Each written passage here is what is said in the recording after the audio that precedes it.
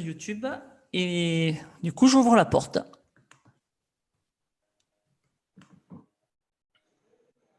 C'est la dernière session, non? C'est la dernière session, oui. Ok, ils sont fatigués. Pas autant que nous.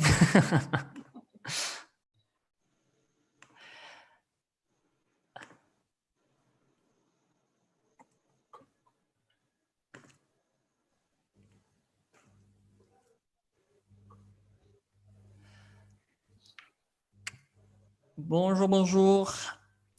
Les personnes sont en train d'arriver petit à petit.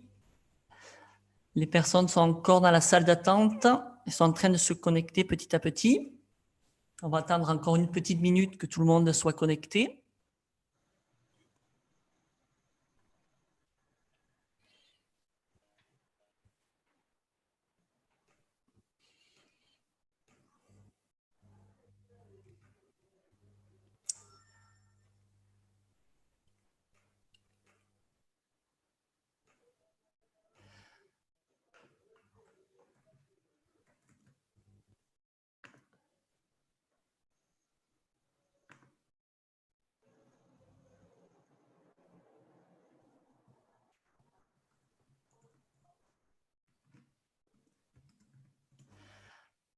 Ok, bonjour à tous, bonjour ou rebonjour.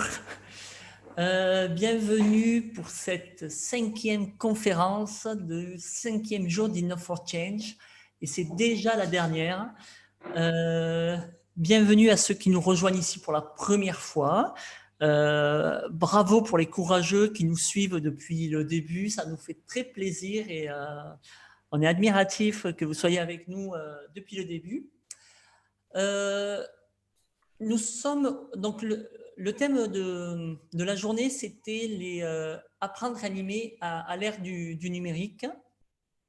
La réunion qu'on va faire aujourd'hui va durer 60 minutes. On vous engage à garder la vidéo ouverte, comme ça nous permet de voir qui vous êtes et de voir comment vous réagissez et on se sent moins seul. On vous engage par contre à garder les micros fermés pour la qualité d'écoute et interagissez dans le chat. Si vous avez des questions, si vous avez des problèmes techniques, parlez dans le chat et on vous répondra. Il y a Stéphanie et Doudou qui m'aident aujourd'hui pour interagir dans le chat et même toute l'équipe de Well Grounded. Cette session est enregistrée, donc si vous souhaitez garder votre confidentialité, s'il vous plaît, coupez votre caméra, changez de nom et votre confidentialité sera assurée. Un petit avertissement, on a quelques personnes mal intentionnées qui se connectent parfois à la formation. Alors, si vous voyez des propos déplacés, sachez que c'est eux, n'en tenez pas compte. Si vous voyez des liens, s'il vous plaît, ne cliquez pas dessus si vous ne savez pas quelle est la personne qui a publié. Et si vous voyez des vidéos incongrues, c'est peut-être aussi des personnes malveillantes. Doudou est là pour les chasser, les mettre dehors dès qu'on les aperçoit. Voilà pour les petits mots de démarrage. Aujourd'hui, pour cette session, on va parler des MOOC et savoir en quoi les MOOC sont une solution et peuvent fonctionner en Afrique. J'ai la chance d'accueillir Lionel Ngo Samnik. C'est ça, j'espère que je n'ai pas trop écorché. Oui, je me présenterai. Bien. Alors, je vais te laisser te présenter. Je vais juste dire 2 mots. Lionel a 2 passions dans la vie, le développement durable et la transmission.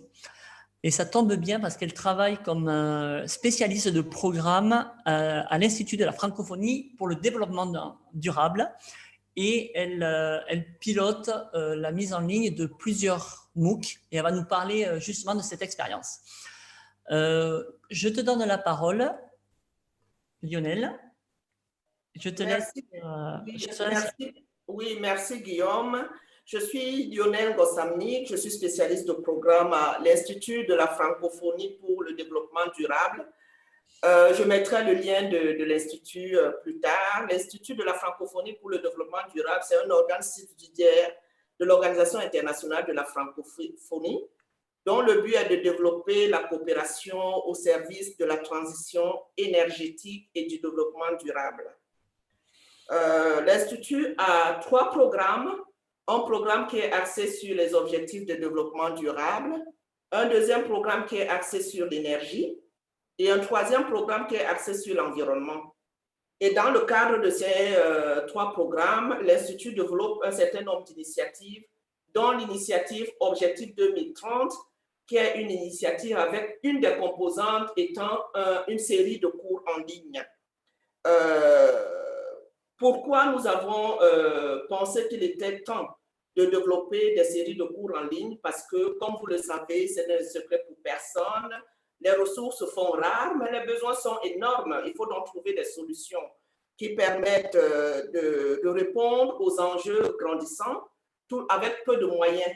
Donc, le numérique nous a paru être un outil essentiel pour le développement d'un certain nombre d'activités de renforcement des capacités. Dès que j'ai posé le décor sur l'institution où je travaille, je voudrais dans un premier temps échanger avec vous pour savoir quel est le format que vous souhaiteriez avoir dans le cadre de cette conférence, pour une raison toute simple. Je sais que nous sommes en fin de session et que beaucoup d'entre vous êtes déjà très fatigués. Le but, c'est de faire en sorte que la conférence soit la plus utile possible et qu'elle cadre avec vos besoins ou bien avec vos préférences. Il y a deux possibilités, c'est-à-dire c'est de faire en sorte que cette conférence soit une conférence collaborative, donc on échange, on fait une causerie, soit que la conférence ressemble beaucoup plus à une plénière, hein, où tout ce dont nous allons parler est partagé avec tout le monde. Mais il y a également une autre voie qui consiste à diviser la conférence en 2 temps. Un temps où on fera la conférence avec la présentation avec les échanges de questions-réponses, et un deuxième temps pour développer, pour avoir des ateliers de groupe. J'aimerais savoir si beaucoup d'entre vous souhaitent avoir des ateliers de groupe. On fixe le cap là maintenant. Donc, il y a une personne qui veut la 3e voie qui est atelier de groupe, l'autre qui veut la collaboration. Ça se partage, hein, les avis. Essayez de vous exprimer pour qu'on sache à peu près qu'est-ce que vous souhaitez pour pouvoir collaboratif. Il n'y a que 2 personnes qui s'expriment collaboratif, 2 contre 1, pour rester en éveil, exactement. Est-ce qu'il y a une autre option? Quelqu'un a une autre préférence? En groupe, 2-2, allez-y. Faisons vite pour qu'on ne perde pas beaucoup notre temps dans le choix de collaboratif. 3-2. En groupe, 3-3. Pour que nous soyons en bonne démocratie, quand quelqu'un a choisi, il ne rechoisit plus. 4-3. Ça devient un participant, une voix.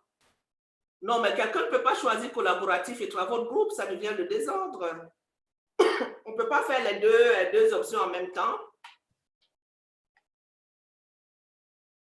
OK. Il n'y a pas quelqu'un pour vous départager les 2 groupes. Le prochain qui va donner sa voix, là, on choisira parce qu'on est en parfaite équité actuellement. Collaboratif. Voilà. On fera une conférence collaborative. Si on trouve du temps, on pourra faire de petits ateliers de groupe. Voilà. La collaboration, mais j'ai l'impression que celui-là avait déjà donné son avis.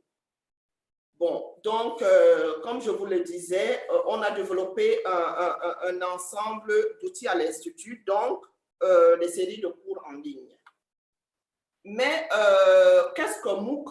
Qu'est-ce qu'un MOOC? Vous savez, je suis d'autant plus à l'aise d'en parler avec vous parce que même pour nous, on découvrait les MOOC quand on avait décidé d'entrer dans les MOOC. Donc, vraiment, c'est l'expérience d'un apprenti, d'un néophyte que je partage avec vous pour vous dire que vous pouvez vous lever un matin et demain, vous décidez de faire les MOOC puisque nous l'avons fait. Nous, quand on décide de faire les MOOC, moi, je n'avais jamais suivi un MOOC.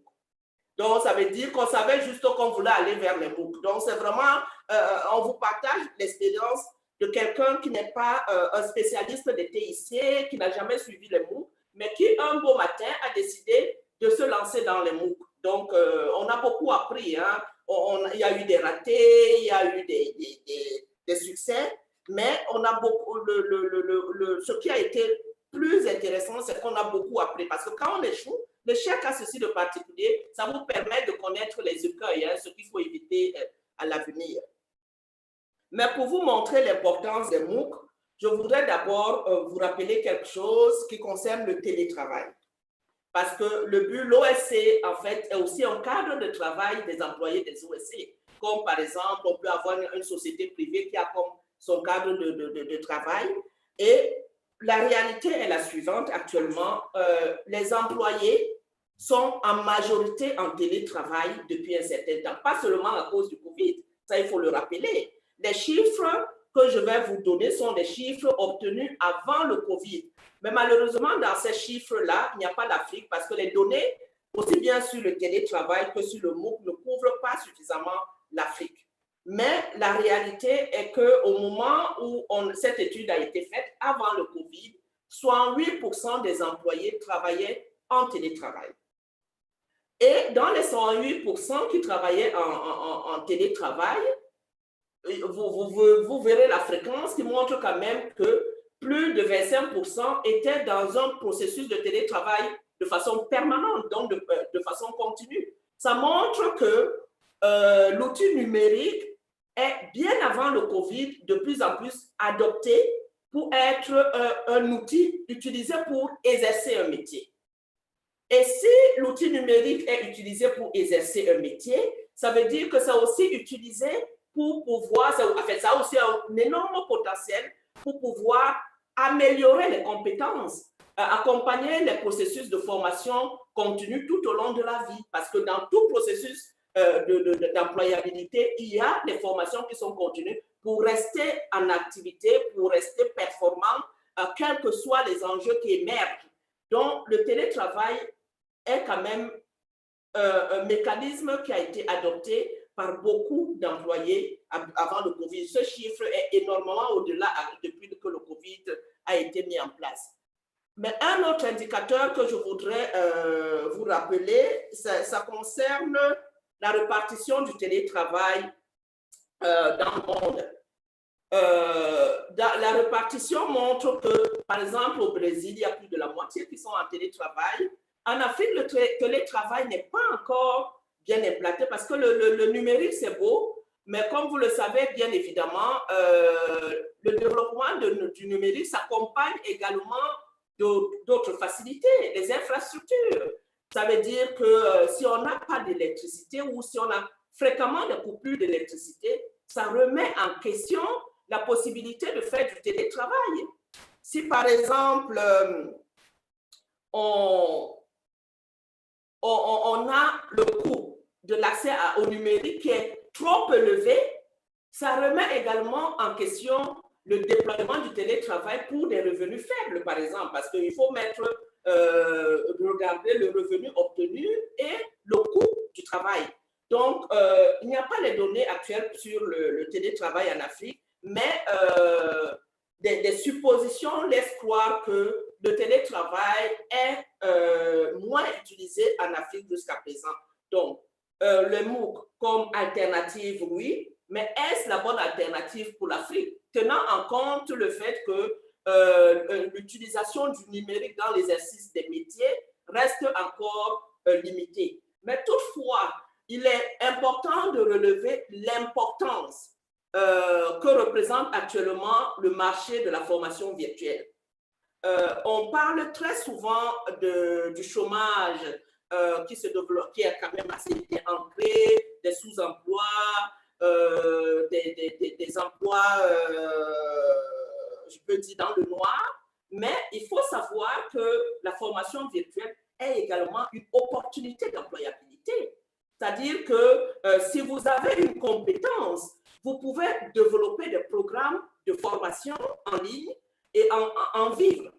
La preuve, l'évolution du marché de la formation en ligne ou la formation virtuelle n'a pas cessé d'augmenter depuis son développement dans les années 2002. le tableau que vous voyez là vous montre l'évolution exponentielle des formations en ligne.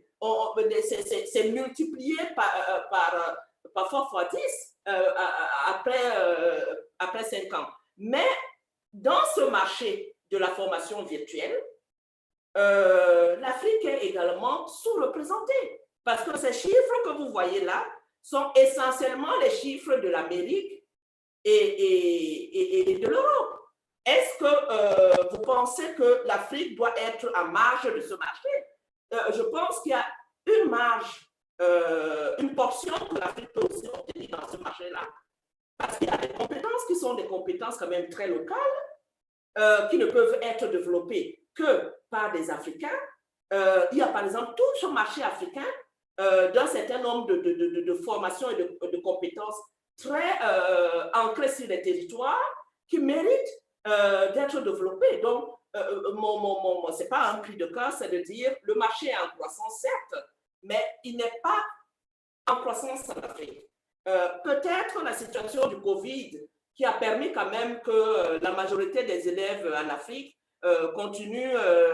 assurent leur continuité pédagogique en suivant les enseignements à la télé, à la radio et sur Internet, a montré peut-être aux Africains qu'il y avait quand même un outil qui existait et que cet outil pouvait être utilisé pour pouvoir générer des compétences numériques, du contenu, générer du contenu qui peut être vendu, même si ce n'est pas vendu, mais partagé tout au moins à large échelle.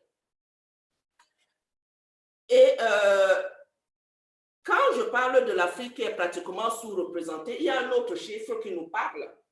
Vous savez, dans le tableau qui vous a été partagé, ce tableau vous montre la place d'Internet dans le monde. Dans cette place-là, on vous dit en termes de population, combien d'utilisateurs. C'est-à-dire, on regarde entre les enfants qui ont plus d'un certain âge, ceux qui utilisent Internet, qui sont connectés à Internet. Et dans ce tableau, vous voyez quelque chose qui est quand même extraordinaire, c'est la pénétration d'Internet pour la langue française. Vous voyez que la langue française est la langue où Internet est la moins utilisée. Internet est la moins utilisée actuellement. Toutes les autres langues, l'anglais, vous voyez, 70%, 60%, 70%, mais pour la langue française, c'est 35,2%. C'est une mauvaise nouvelle, mais c'est en même temps une bonne nouvelle. C'est en même temps une bonne nouvelle, ça montre que les possibilités de développement sont énormes pour la langue française. Ça veut dire que tout est à construire maintenant. Mais comment on va construire le contenu en langue française sur Internet? Est-ce que ça sera par un contenu qui n'aide pas au développement? Parce que ça peut être un choix, hein? Ça peut être tout ce qui est infox, des fausses informations qui ne font pas avancer le continent africain. Ou est-ce que c'est un contenu utile? On se positionne sur la qualité et on génère un contenu. Je pense qu'il y a lieu de travailler pour améliorer le contenu en langue française et le renforcer. Ce contenu peut être un contenu qui est en lien avec les enjeux du développement, mais tout ce qu'il y a à faire sur le développement, c'est incroyable, mais pas seulement le développement, tous ces enjeux qui sont d'importance pour le continent africain et qui nécessitent des compétences. Et des compétences qui peuvent être partagées. C'est-à-dire, quand on va à l'école ou à l'université, on est sûr d'une chose, on enseigne un certain nombre d'élèves, 100 élèves. Mais imaginez qu'avec le numérique, vous êtes capable d'enseigner des milliers de personnes. Des milliers de personnes. C'est un potentiel énorme qui vous permet d'atteindre un public que vous ne pourriez jamais atteindre, même si vous passiez toute votre vie de lundi à dimanche, de 0h à minuit à enseigner. Donc, c'est un potentiel énorme qui vous permet, si vous avez des compétences fines, des compétences utiles pour le continent africain, de pouvoir les mutualiser. Et sur cette carte, comme je disais, l'Afrique est en retard. La moyenne environ de pénétration d'Internet autour de 49%. Et la moyenne mondiale, il n'y a que 3 pays qui dépassent la moyenne mondiale actuellement en Afrique. C'est l'Afrique du Sud, la Tunisie et le Maroc. Tous les autres pays africains sont en deçà de la moyenne mondiale. d'utilisation d'Internet. Mais pourtant, on a les téléphones portables. Il y a, quand je regarde comment l'Afrique se déploie sur Facebook, toute l'Afrique est sur Facebook. Mais est-ce qu'à la fin de la journée, quand on a papoté sur Facebook, on a l'impression qu'on a fait avancer nos vies? On a l'impression qu'on a fait avancer nos terroirs? On a l'impression qu'on a fait avancer notre pays? Ce n'est pas forcément le cas. Donc, utilisons les outils numériques de façon très utile pour nos propres vies, pour nos communautés, pour nos pays, pour notre continent. C'est vraiment le message que je voudrais vous faire partager. Mais pour pouvoir utiliser le numérique et partager les connaissances, il y a un concept qui est né dans les années 2000 qu'on a appelé les MOOC. Ça a commencé par les universités. Au départ, les premières années, c'était les universités. D'abord nord-américaines et ensuite les universités européennes et asiatiques sont entrées dans la danse pour générer des MOOC. Pour eux, ça permettait de partager un certain nombre de cours qui pouvaient être partagés à un public plus large. Il est vrai que les MOOC demandent un développement. On a souvent l'impression que ça doit coûter forcément très cher. C'est vrai, il y a des MOOC qui coûtent très cher, ça je ne vous le cache pas, qui coûtent énormément cher, mais on peut aussi faire des MOOC moins chers. Hein. On n'est pas obligé de faire des MOOC chers, qui ont des inconvénients, mais qui permettent quand même de partager des connaissances. Quand je reviendrai plus bas, je vous dirais que nous, on a trouvé des solutions tellement low cost qui fait en sorte que, bien qu'on ait trouvé des solutions low cost, ça ne nous a pas empêché d'avoir les mêmes performances en termes de quantité d'apprenants que les autres MOOC qui ont des solutions qui sont très coûteuses. Donc, les MOOC sont un moyen de concevoir un cours, de l'enregistrer, de le partager à une communauté d'apprenants, d'interagir avec cette communauté d'apprenants en utilisant les outils numériques. Donc, il y a beaucoup de questionnements qui sont en cours par rapport à un MOOC. Est-ce que, à quel moment on peut dire qu'un MOOC est massif? Est-ce que si tu fais un MOOC et il n'y a que 100 apprenants, on peut considérer que tu as formé la masse? Moi, je considère qu'avec 100 apprenants, tu n'as pas fait grand-chose. Si c'est pour avoir 100 apprenants, tu n'as pas besoin de faire un MOOC. Hein? Tu fais ta formation classique et tu atteins ce public. Donc, ça peut montrer qu'il est important, quand tu conçois un MOOC, d'imaginer pouvoir toucher un nombre significatif de personnes. Donc, à quelle échelle vous vous positionnez quand vous vous lancez dans la production des MOOC? Est-ce que le public doit être local?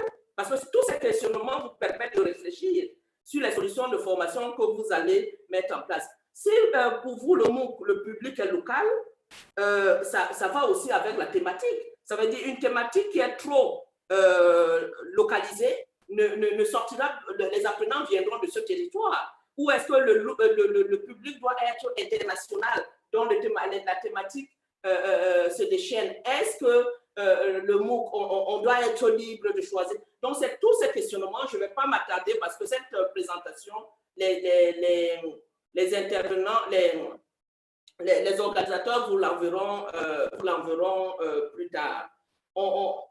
Mais maintenant, comme on a quand même convenu qu'il fallait qu'on travaille de façon collaborative, je voudrais à ce moment, avant de passer à la partie suivante, échanger avec vous sur les notions ou bien les faits que nous avons constatés juste là, la faible présence d'Internet en Afrique ou bien la faible présence de l'utilisation optimale de l'Internet par rapport aux enjeux de développement.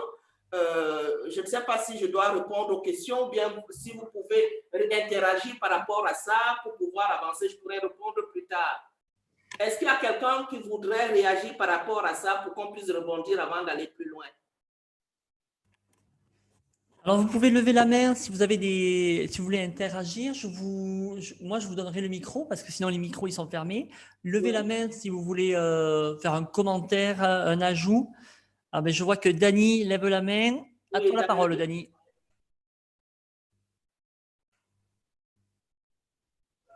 Allô? Oui, merci pour la parole et merci vraiment pour la présentation.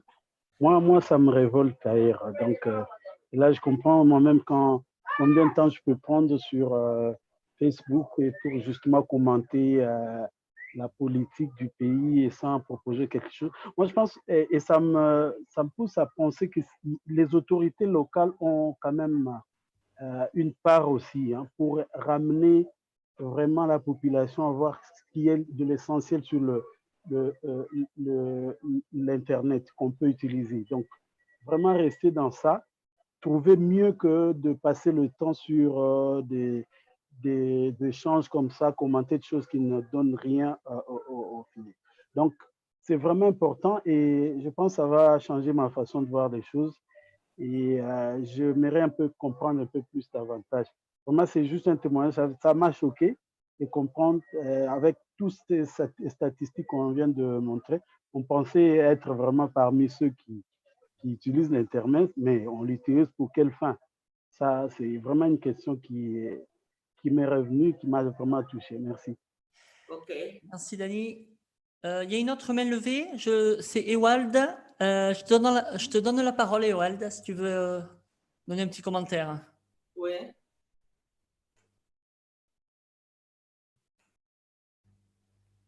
Alors, tu es en mute, il faut te démuter. Très bien, on t'entend.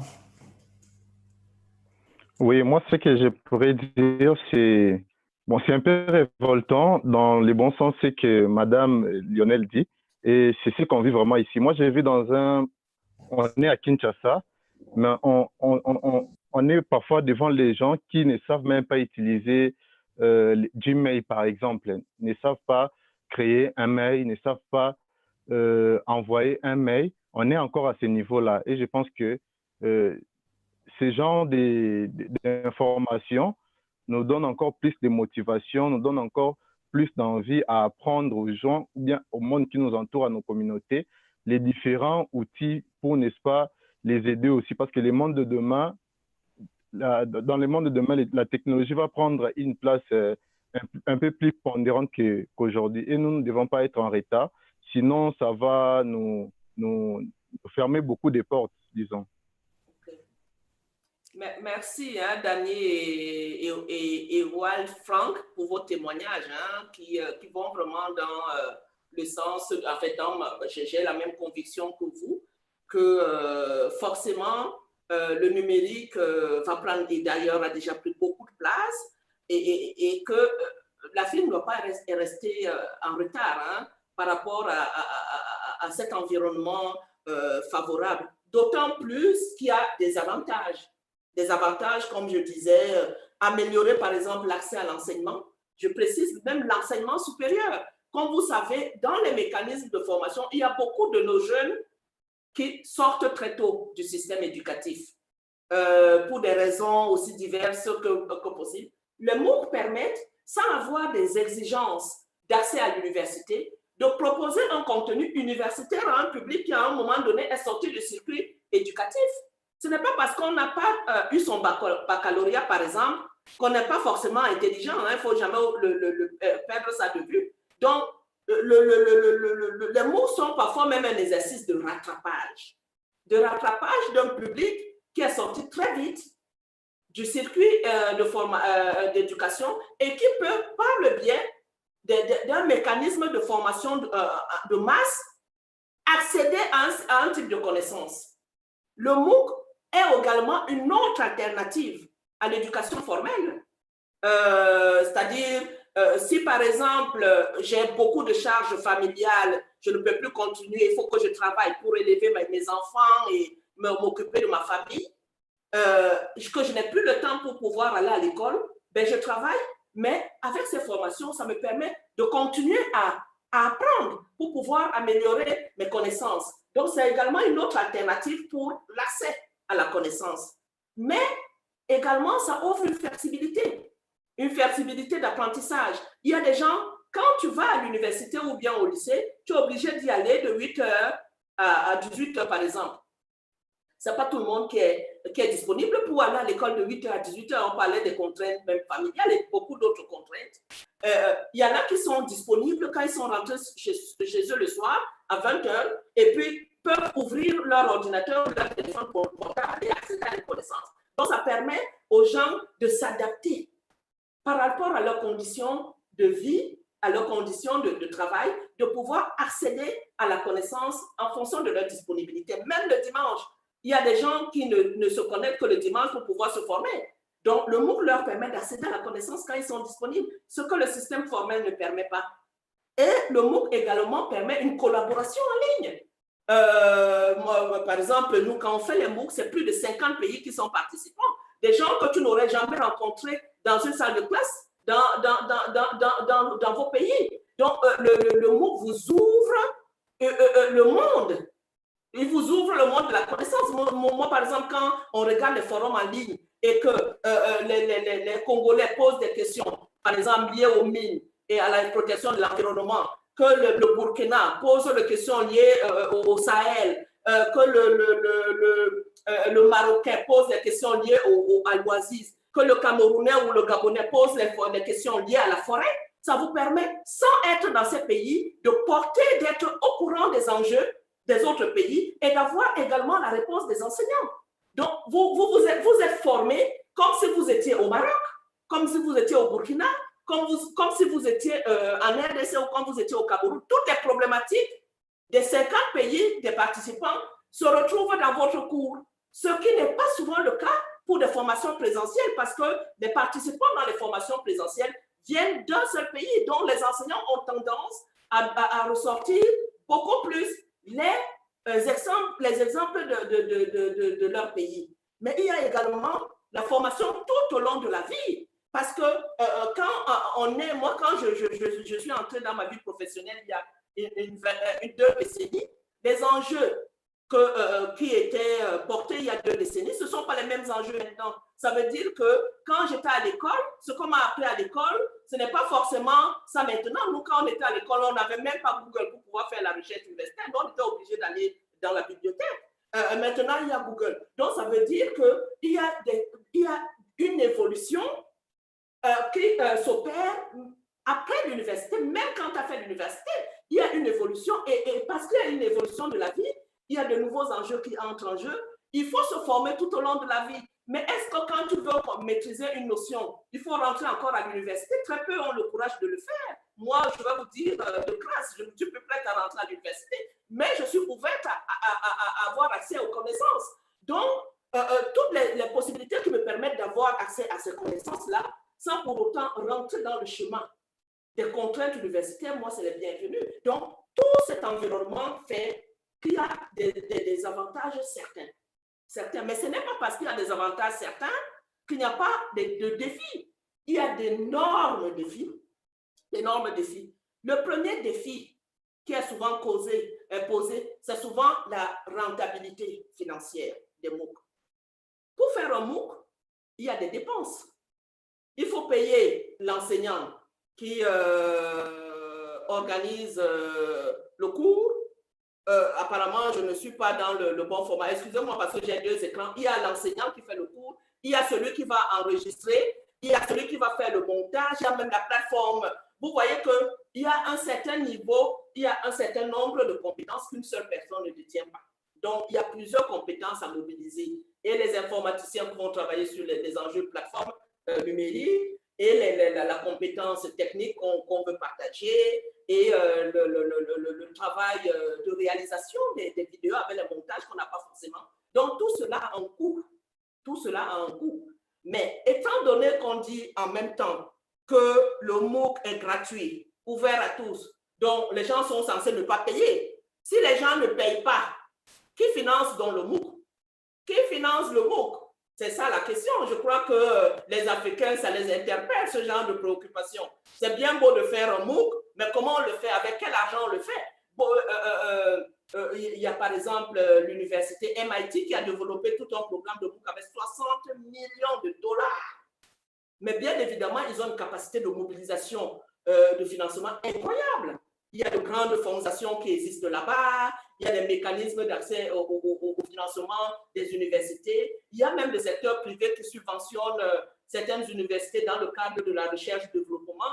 Mais cet environnement-là n'existe pas forcément en Afrique. J'imagine que ça interpelle. Peut-être même c'est pour cela que c'est aussi l'une des contraintes. C'est pour cela que ça ne décolle pas. Donc, comment lever la contrainte financière pour pouvoir créer un environnement favorable au développement des formations en ligne. Ça, c'est une préoccupation sur laquelle j'ai voulu m'appesantir parce que c'est une préoccupation qui est forte pour le continent africain. Il y a également les infrastructures et la culture numérique. Il y a notre jeune Ewald Frank qui nous disait, par exemple, qu'il y a des gens qui ne savent même pas créer leur adresse Gmail. Voilà.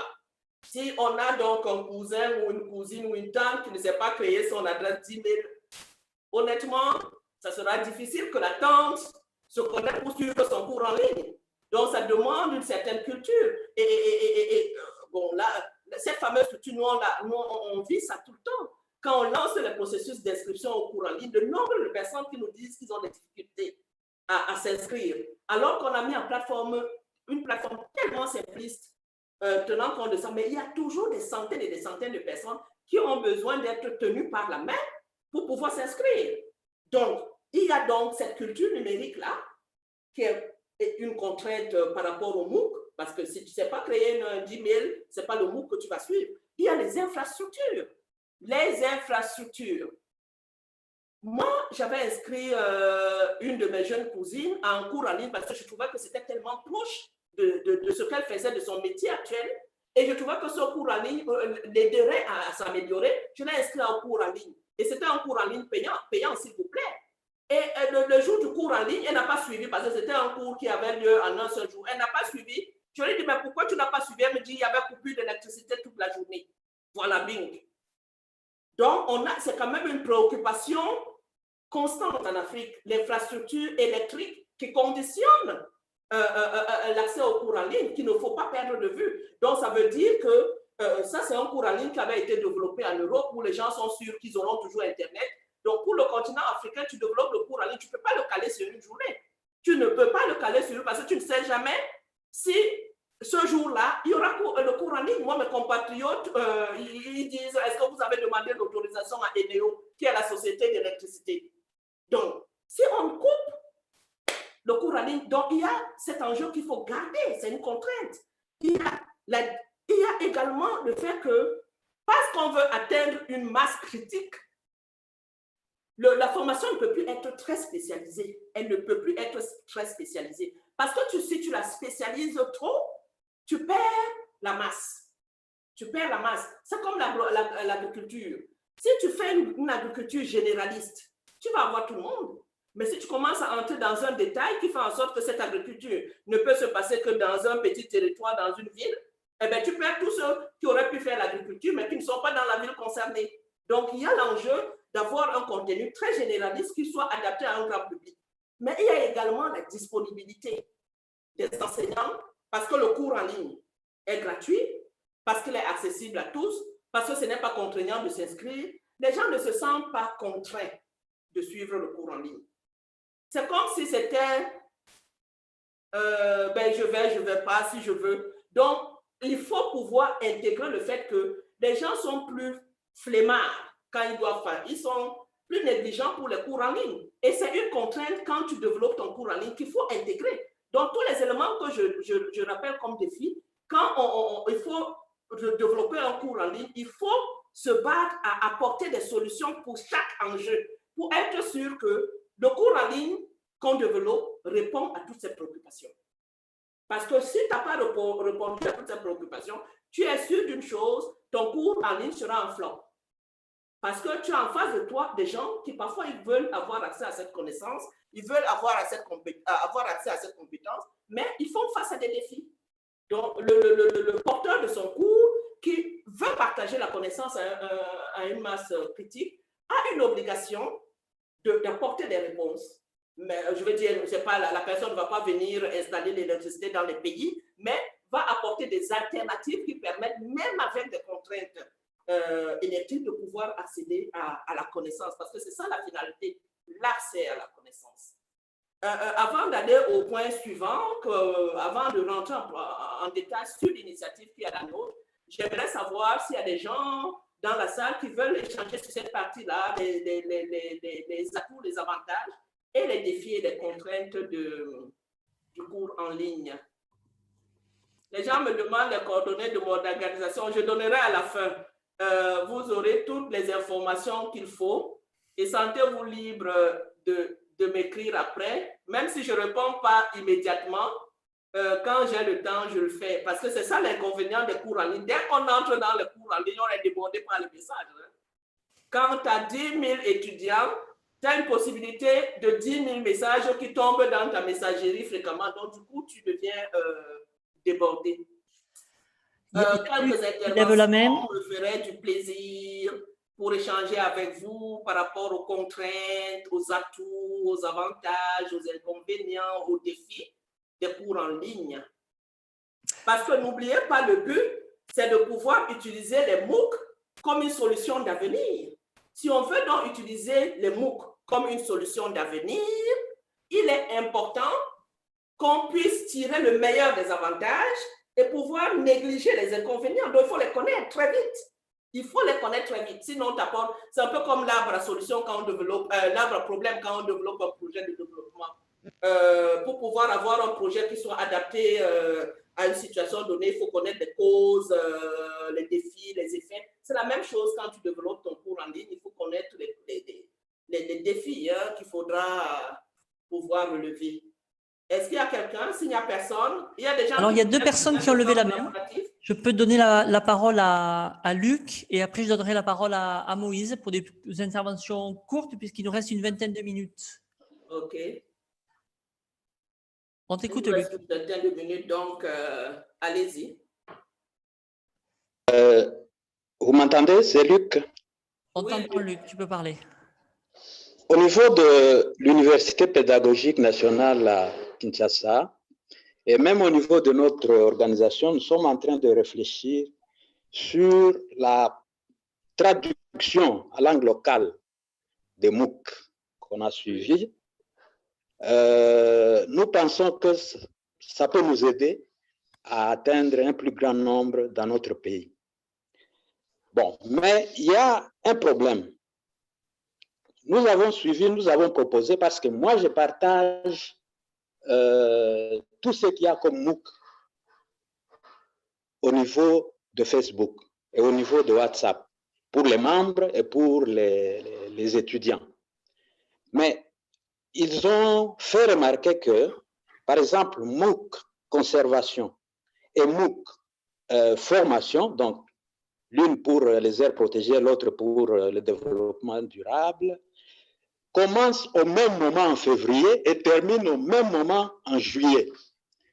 Ça, c'était la première remarque. Attendez, je ne vais pas vous couper la parole pour qu'on aille, parce qu'il nous reste 20 minutes. Est-ce que vous pouvez parler des MOOC de façon générale au lieu d'entrer dans un MOOC spécifique? Parce que les MOOC dont vous me parlez, je ne les connais même pas. Donc, du coup, je ne pourrais même pas répondre, c'est très spécifique. Est-ce que c'est possible de poser une question sur généraliste? Une question généraliste, oui. Sur un MOOC particulier, hein, sur des enjeux globaux des MOOC. Parce que je ne pourrais pas répondre à un MOOC dont je n'ai pas, pas connaissance. Hein. Les MOOC de la francophonie, ils sortent tous au même moment, en février, et se terminent tous en juillet. Non, ce n'est pas le cas pour la francophonie. Je reviendrai après sur nos MOOC. Ce n'est pas le cas pour nous. Les MOOC dont vous parlez, c'est les MOOC de l'UICN. Ce n'est pas nos MOOC. Mais si on peut, à ce moment-ci, parler des MOOC de façon générale, sans pouvoir citer un MOOC particulier, parce que si vous posez des questions spécifiques sur des MOOC précis, moi, je pense que par élégance, c'est mieux que vous les posez aux organisateurs, parce que je n'aimerais pas que cette conférence soit le lieu de traiter, de commenter un MOOC où l'organisateur n'est pas là. Vous voyez? Non, donc, je voulais seulement souligner mais par contre, je suis disposée à parler du MOOC dont j'ai la charge. Mais je n'en ai même pas encore parlé, c'est la dernière partie. Donc, le commentaire, c'est les MOOC de façon générale.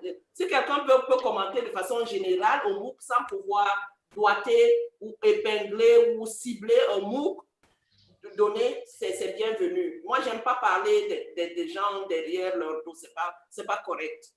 Alors, on a Moïse qui lève la main. Je propose de donner la parole à Moïse qui lève la main. On t'écoute, Moïse.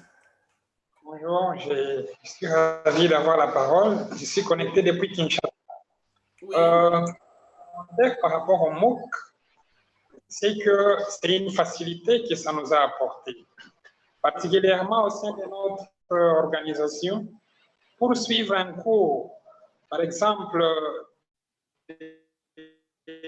la conservation, il nous fallait débourser de l'argent dans certaines organisations. Mais avec l'Institut de la francophonie pour le développement durable, nous avons en cette même année déjà suivi trois cours, les cours sur les enjeux de développement, analyser les enjeux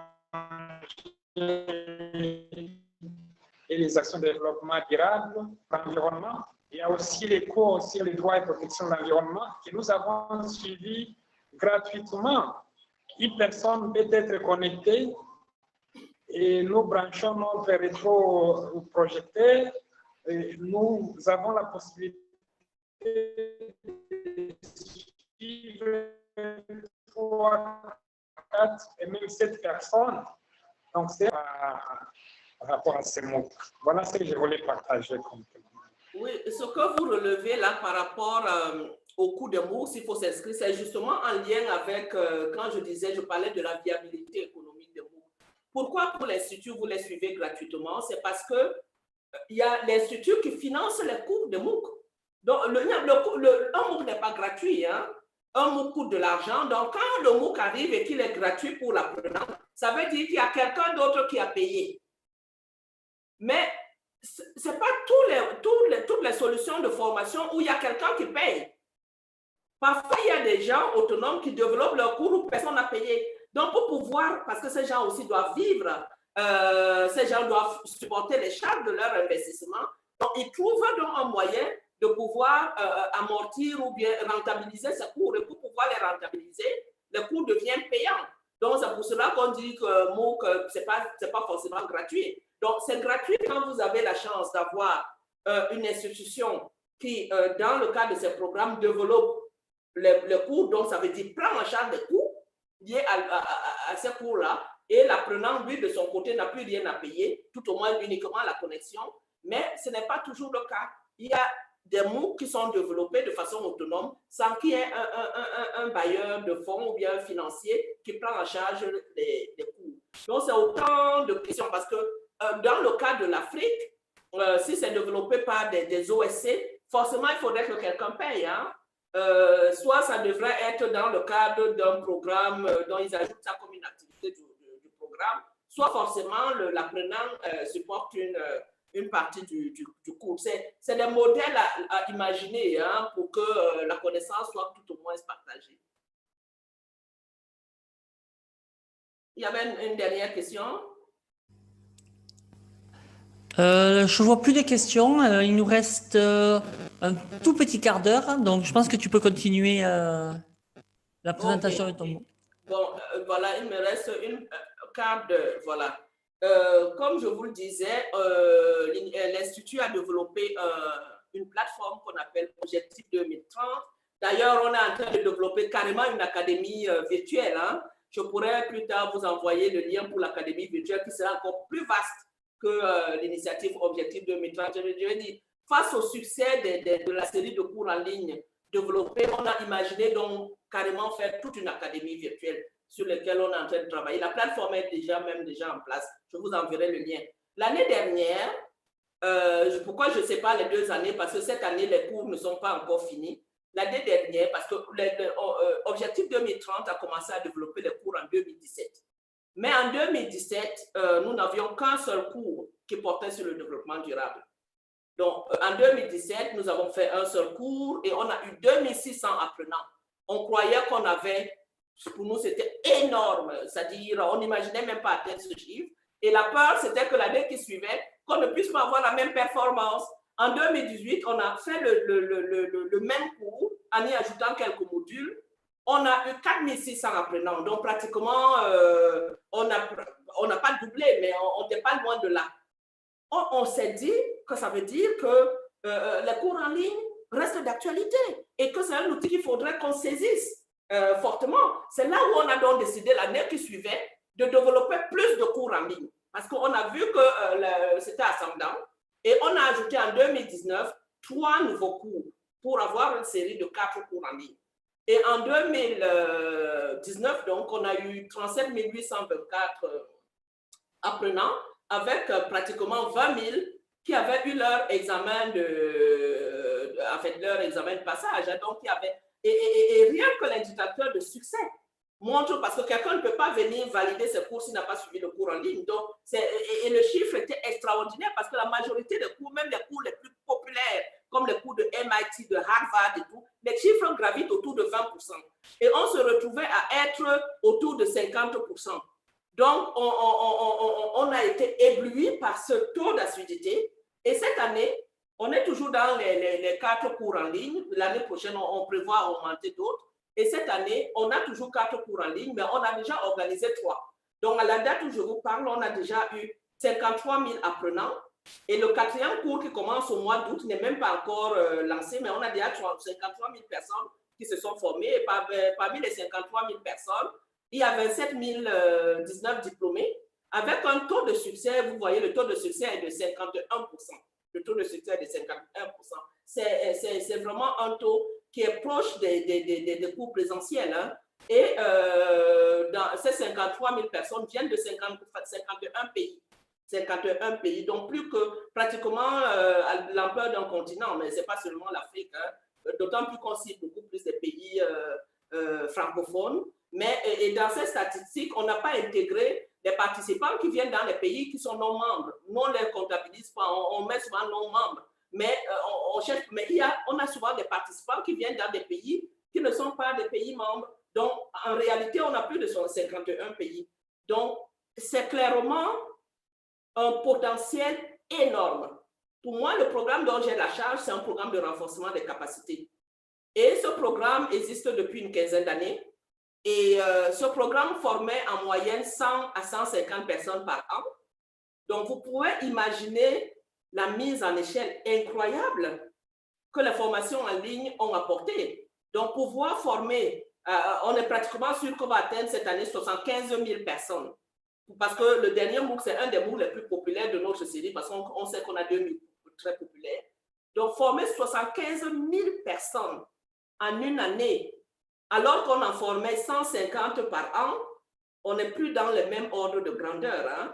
Pour un programme dont les budgets sont restés les mêmes. Le budget n'a pas augmenté dans le programme, on touche un public un peu plus vaste. Donc, c'est un résultat qui nous parle, d'autant plus que, pourquoi je tiens à relever cela. Quand le programme ne faisait que les formations présentielles, on avait beaucoup de candidats à nos formations. Parfois, on avait 1000 candidats pour une session de formation. Et dans les 1000 candidats pour une session de formation, on n'en prenait que 20. Parce que, bien évidemment, quand c'est des sessions de formation présentielle, il faut payer les billets d'avion, les frais de séjour, ça, c'est lourd. On ne peut pas prendre les 1000. Donc, il faut faire un tri. Et dès que ça devient compétitif, ça veut dire pour pouvoir prendre 20, il y a des critères de sélection qui entrent en jeu, les profils de carrière. Parce qu'on ne va pas prendre celui qui a le mauvais profil, puisque ça devient en compétition avec des procès-verbaux de sélection. La preuve, c'est que les meilleurs profils étaient forcément les profils retenus. Peut-être même ceux qui avaient le moins besoin de la formation parce qu'ils étaient les meilleurs profils. Donc, ceux qui étaient les plus mauvais profils, on les écartait de l'accès à la connaissance. Alors, peut-être qu'ils en ont le plus besoin. Mais sauf que tu ne peux pas sélectionner, dans un processus de sélection, tu ne peux pas sélectionner les 20 mauvais et laisser les 20 meilleurs. Donc, on perdait environ 980 personnes qui voulaient avoir accès à la connaissance.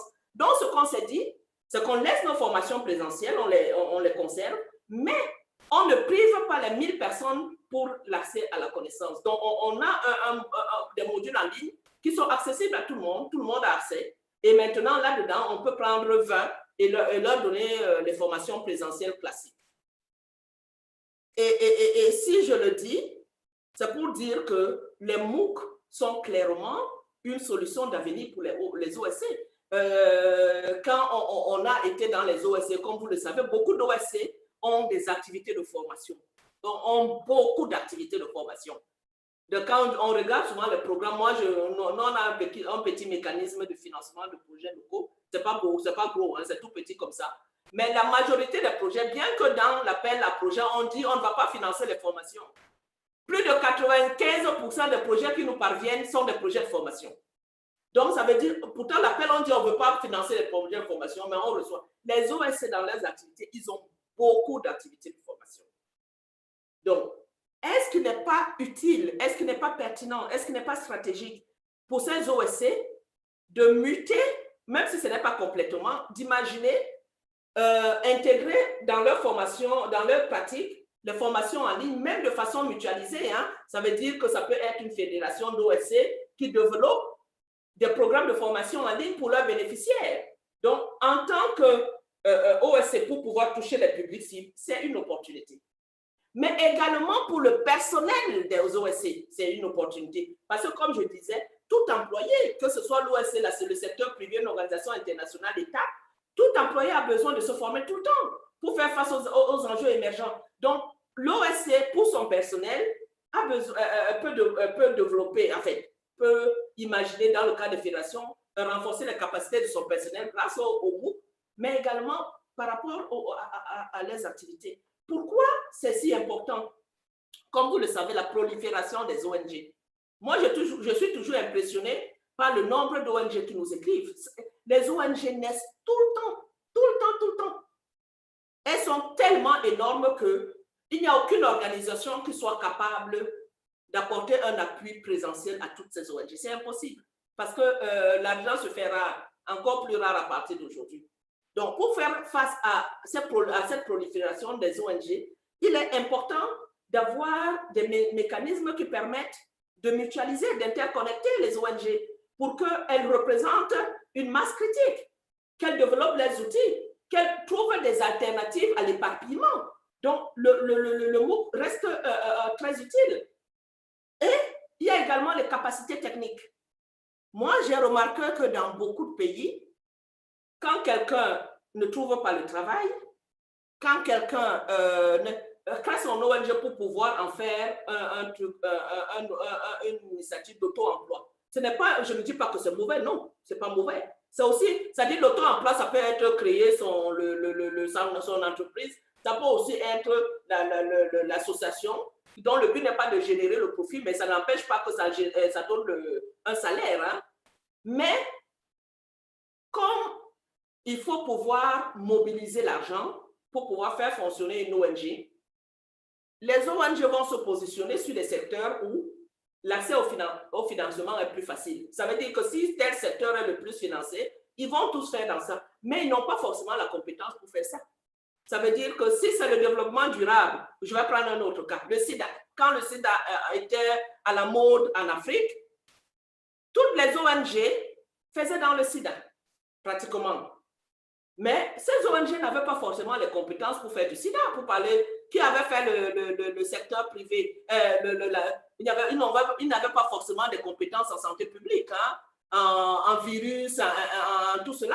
Mais se retrouver en train de parler du sida. Donc, c'est bien beau. Mais ce que je dis, c'est de faire en sorte que la compétence suive. Si à l'origine, tu n'as pas la compétence, il faut pouvoir l'acquérir. Donc, les MOOC donnent la possibilité d'acquérir les compétences. Moi, dans un secteur que je couvre dans mon programme d'évaluation environnementale, c'est très grave, même le bureau d'études. Ça se crée partout pour pouvoir gagner les marchés d'évaluation environnementale, mais la qualité des rapports d'évaluation environnementale n'est pas de bonne qualité. C'est pour cela que ces cours en ligne permettent de rattraper ce qui n'était pas comme une compétence acquise. Il y a également la faible connectivité des ONG, locales, nationales, internationales. Mais pourtant, ils sont sur les mêmes enjeux. Ils vont parler d'ODD, chacun va parler sur son petit territoire, mais c'est plus efficace de pouvoir mutualiser. Et je crois que le MOOC ouvre également cette brèche. Je vous disais par exemple que quand on fait un cours, le Marocain, le Congolais, le Tunisien, le Burkinabé parlent et ça connecte les gens. Ça permet de connecter les gens au-delà de leur territorialité. Et c'est une opportunité à saisir également. C'est-à-dire utiliser certes un MOOC qui est un outil de formation, mais également un outil pour connecter les gens, pour connecter les ONC, pour faire en sorte que les compétences soient partagées, pour faire en sorte que les préoccupations soient partagées et peut-être aussi les solutions. Et il y a également l'enjeu des sources de financement instables. Beaucoup d'ONG, cette année, ils ont beaucoup de financement, l'année prochaine, ils n'en ont pas, ainsi de suite. Ceux qui sont dans les ONG savent de quoi je parle, l'instabilité. Mais une ONG, est-ce que parce qu'elle est instable, elle doit arrêter ses activités? Non. Moi, si je finance une ONG et que je vois qu'il y a pendant 2 années, l'ONG n'a pas fonctionné, mais je ne vais plus donner de financement. Donc, ça vous permet de pouvoir avoir l'activité, même quand vous n'avez pas de financement. Parce que vous avez mis en place un dispositif qui vous permet de générer des activités de renforcement de capacité à faible coût. Maintenant, quelle approche? Je vais un peu plus vite là maintenant parce que je n'ai plus assez de temps. Lionel? Oui? Ouais, on est arrivé au bout. Ah. Donc, je ne sais pas. Je vais donner juste les secrets et puis je vais. On va. Ah oui, on veut les secrets, ouais. On écoute les secrets et après on va clôturer parce que voilà, on est déjà au bout de l'heure. Oui. Donc, donne-nous les secrets avant de partir, on t'écoute. Donc, voilà. Donc là, c'est clair que le MOOC, c'est une opportunité, mais on ne crée pas un MOOC pour le créer. Le premier secret, c'est le choix du thème. Il faut s'assurer que le thème qu'on choisit soit une demande du public cible et une demande massive. Donc, il faut mettre en place un dispositif pour la sélection, le choix du thème. Un mauvais thème, un mauvais MOOC. Donc, premier truc, il faut investir du temps pour bien cibler le MOOC. Le deuxième, c'est la qualité. La qualité des enseignants, la qualité de contenu, la qualité de la communication, parce que tu peux avoir un très bon MOOC, si tu n'as pas très bien communiqué, tu n'as pas le public. La communication doit être très présente, parce que pour pouvoir recruter quand même 10 000 personnes, il faut communiquer beaucoup. Il faut être tout le temps sur les réseaux sociaux. Moi, je suis tout le temps sur les réseaux sociaux, hein, je communique beaucoup. Pourtant, ce n'est pas mon métier. Il faut beaucoup communiquer et il faut accompagner. Il faut accompagner. Il ne suffit pas de mettre la vidéo et de tourner le dos. Il faut venir, les gens ont des questionnements et tu réponds à leurs questions. Et il faut également faire un accompagnement dans la mise en application. Parce que si tu accompagnes dans la mise en application, ça incite ceux qui ont été formés d'aller recruter en disant c'est bien, c'est-à-dire un bon retour, un retour positif pour pouvoir, quand tu as coché à toutes ces cases-là, tu es sûr d'une chose, tu développes un MOOC qui a des apprenants par milliers. Tu n'es plus au niveau du centaine. Après, ce sont les apprenants même qui vont recruter les autres parce que tu as répondu à leurs besoins, tu leur as apporté un contenu de qualité, tu leur as apporté des réponses là où ils avaient des interrogations, tu les as accompagnés à mettre en pratique les connaissances qu'ils ont acquises et c'est le ticket gagnant. Voilà. Je ne peux pas aller un peu plus loin parce que j'aurais pu aller comment faire un choix de thème et tout ça, mais il n'y avait pas assez de temps pour ça. Très bien, merci beaucoup Lionel. Alors justement, comme il n'y a pas beaucoup de temps, est-ce que tu peux nous dire où on peut avoir de l'information supplémentaire ou comment on fait pour entrer en contact avec toi ou au moins pour avoir des informations sur vos activités? Bon, là, je vais vous mettre déjà en commentaire, hein, je vous mets le site de l'Institut déjà. Je vais vous mettre le site de l'Institut, francophonie.org. Ça, c'est le site de l'Institut. Voilà. Maintenant, je vous mets le site de la plateforme de formation en ligne de l'Institut, de la plateforme dont je vous parlais là. Ça, c'est la première. Et je vous ai dit qu'il y avait également une autre... oh là là, je n'ai pas écran. On a également autre chose. Attendez, je vais... Mais là, je peux me tromper parce que je n'ai pas la... Oh, ok, voilà, c'est bon. Parce que là, je vais copier le lien. Hein. Attendez une minute, je vais prendre. Mais je crois que quand vous allez sur le site. Donc, tu parles du site de l'Institut. J'ai déjà donné le site de l'Institut, mais là, je voulais donner le site de l'académie qu'on est en train de développer. Je disais qu'on va aller plus loin que. Voilà. Voilà. J'ai déjà donné le site de l'Institut, c'est là. Hein? Tu l'as donné où? Moi, je ne le vois pas dans le chat. Mais moi, j'ai conversation de groupe Zoom. Qui a ça? On a dit c'est en privé. Ah, oui. J'ai posté. Hein? Tu l'as posté peut-être en privé à quelqu'un alors. Mais en privé, moi j'ai vu conversation de groupe Zoom. Il faut que quelqu'un valide, c'est ça? Non, non. Je ne sais pas si tu as envoyé à tout le monde. En tout cas, moi, je ne le vois pas sur... Ah, c'est Marcy. Ah, c'est Marcy. Mais pourtant, tout le monde réagissait sur cette ligne. Hein? Donc, je dois faire envoyer à tout le monde, c'est ça? Oui, voilà. Comme ça, on pourra tous le voir. OK, bon. Tout le monde. Mais pourtant, c'était tout le monde en public. Hein? Bon, je vais recommencer. Mais ça met toujours privé, je ne sais pas pourquoi. Hein? les partisans peuvent discuter avec tout le monde en public. Mais est-ce que c'est moi qui valide? Alors, Lionel, ce que je te propose, c'est que tu me les partages à moi par email ou par le moyen que tu veux. Voilà, je viens de... Là, donne-moi à Martienne. Qui est Martienne dans le groupe? Martienne est une personne et tu lui envoies les messages en particulier. Et si Martienne, tu les reçois, est-ce que tu peux les repartager, s'il te plaît?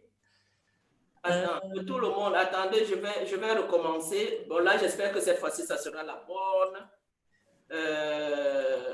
Est-ce que c'est bon cette fois-ci? Voilà, ouais. Là, on reçoit tout. Très bien. Donc, bon, j'envoie les deux liens. Deuxième, objectif 2030, et j'envoie le lien de notre plateforme.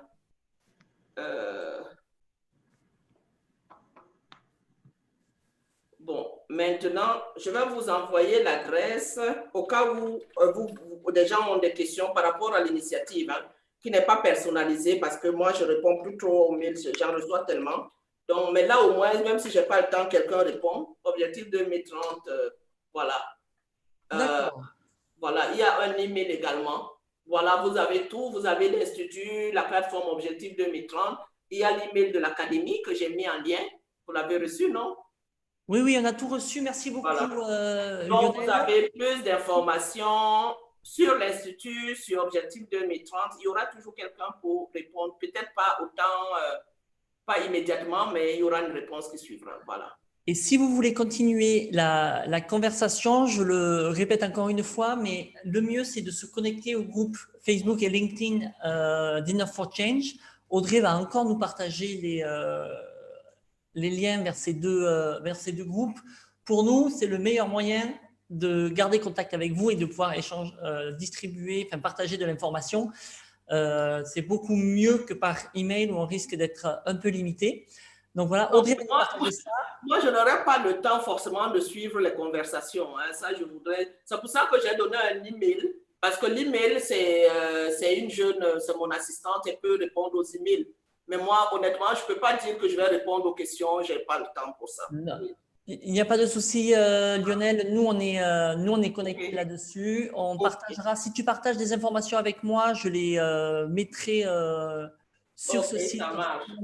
Ça marche.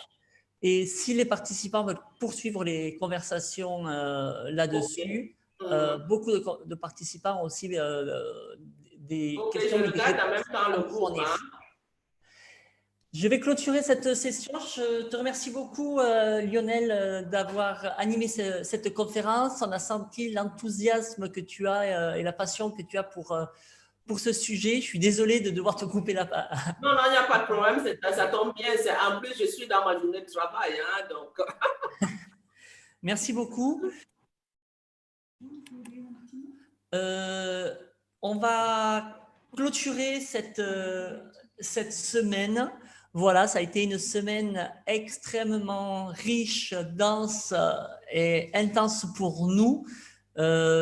Merci alors à tous ceux qui ont participé. Je vois des personnes qui sont aussi là depuis le début, qui ont participé à beaucoup de formations, de conférences. Je vois Christian, Ruth, Idriss. Je ne vois pas tout le monde, je ne vais pas citer tout le monde, mais il y avait Amel, il y avait Sharaf, Diane. Enfin, vous avez été très nombreux à nous suivre pendant toute la semaine, ou au moins autant que vous le pouviez. Ça nous réjouit beaucoup. Ce qui est sûr, c'est qu'il va y avoir une suite à tout ça. On a pris beaucoup de plaisir à partager, on a appris beaucoup de choses, on a eu beaucoup de retours positifs. Alors, on va imaginer une suite. On ne sait pas encore laquelle, mais on reviendra vers vous. Si vous avez des idées, des envies, bien, venez les partager avec nous et ensemble, on va essayer de réfléchir à quelle est la suite qu'on peut donner à cela. Voilà, alors je vais ouvrir les micros si vous voulez juste, peut-être qu'on s'entende tous. Alors, voilà, réactivez vos micros. Si vous voulez dire un petit mot, un petit merci, un petit coucou. Oui, merci Dani depuis Kinshasa. Merci à Welcome. Merci. Ouvrez vos micros. On sent déjà la fatigue là. Merci, ça a été un plaisir Voilà. à vous. Que des Merci à désordres, Lionel, peu de merci à toute pouvoir. l'équipe. Merci beaucoup. Merci. Un bon. Merci beaucoup à vous tous. Bye bye. Ça nous fait plaisir. Waouh. C'est la fin. Nous, maintenant, on va aller boire. Bye. Merci vraiment, merci beaucoup. On se retrouve plus tard. Merci, Merci à vous tous. Bye bye. Bye bye. Bye bye. Bye bye. On t'entend, Hermine. Hein? Pour nous, on est en week-end maintenant. Bon week-end. Merci. Bon, j'ai aimé. On va faire quelque chose de plus. Merci. Merci, Ewald. Merci. Moïse, de Moïse. Super, bye. Merci. Salim, merci beaucoup d'être avec nous tout le temps. Salut Moïse. Happy Hans d'Italie. Sauf Eric, Howard, Marie. Merci pour tout. Merci